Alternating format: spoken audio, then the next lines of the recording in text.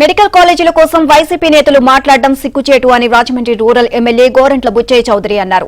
Medical కాలేజీలకు 7,500 కోట్లు అవసరమైతే వైసీపీ ఒక్క రూపాయి కూడా విడుదల చేయలేదు అన్నారు. పీపీపీ విధానాన్ని అడ్డుకోవడం జగన్ తరం కాదు అంటూ బుచ్చయ్య చౌదరి ఆగ్రహాన్ని వ్యక్తం చేశారు. ఏం చేయలేదని ప్రతిపక్షాలు దాడి చేస్తా ఉన్నారో అర్థం చేసుకోవాలని మాట చేస్తున్నారు. ఆర్థికంగా రాష్ట్రాన్ని దివాళా తీయించి ఎలాంటి ఆర్థిక ప్రయోజనాలు కూడా రాష్ట్రానికి లేకుండా చేసి అభివృద్ధి అనేది లేకుండా చేసిన వ్యక్తులు ఇవాళ వీధులెక్కి పోరాటం చేస్తూ ఉంటున్నారు. మేము అడుగుతా ఉన్నాం, మీరు ఏం చేశారు? మెడికల్ కాలేజీ గురించి పీపీపీ ప్రాజెక్టు గురించి మీరు మాట్లాడుతున్నారు. మీరు అనేక ప్రాజెక్టులు పీపీపీకి ఇచ్చారా లేదా?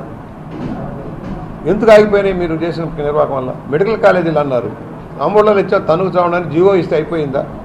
భూముల కేటాయింపు కానీ నిధుల కేటాయింపు కానీ లేదు. 7,500 కోట్ల రూపాయలు అవసరమైతే మీరు కేటాయింపు చేసిన 1,500 కోట్ల రూపాయలు అది కూడా మీకు పులివెందులకో మరో చోటకు మాత్రమే ఉపయోగించారు. అనేక పునాదుల్లో ఉండిపోయినాయి మెడికల్ కాలేజీలన్నీ. ఇవాళ మేమేదో సాధించాము, మేము పోరాటం చేస్తాము, ఆపేదాకా నువ్వెవడో ఆపడానికి నీ తరం కాదు.